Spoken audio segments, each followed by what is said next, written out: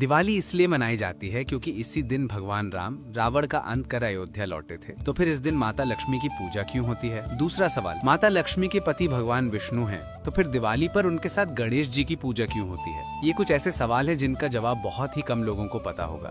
तो चलिए सुलझाते हैं ये गुत्थी। दिवाली मनाने की परंपरा 2 युगों से जुड़ी है। एक कथा सतयुग की है और दूसरी त्रेता युग की।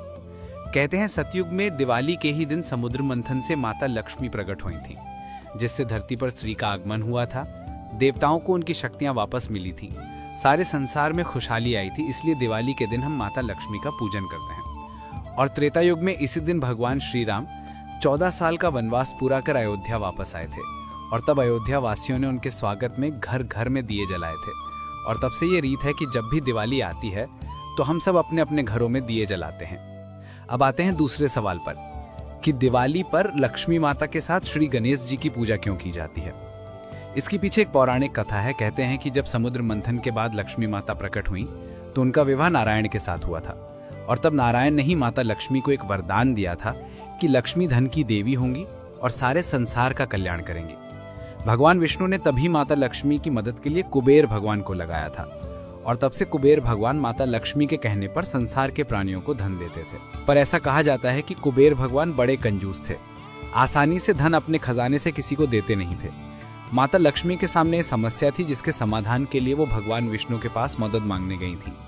माता ने अपनी परेशानी जब नारायण के सामने रखी तो उन्होंने कहा कि अगर कुबेर ठीक से कामकाज नहीं कर पा रहे हैं तो आप किसी और को इस काम के लिए रख लो। पर माता ने कहा कि मैं ऐसा नहीं कर सकती, क्योंकि यक्षों के राजा कुबेर मेरे सबसे बड़े भक्त हैं। अगर मैं उन्हें इस काम से हटा दूंगी तो उन्हें बुरा लगेगा। तब भगवान विष्णु ने सभी देवों को याद किया, और सबको देखने के बाद उन्हें समझ में आ गया कि इस काम के लिए सबसे चतुर और भरोसेमंद गणेश जी ही रहेंगे। नारायण के कहने पर गणेश जी माता लक्ष्मी की मदद करने को राजी हो गए।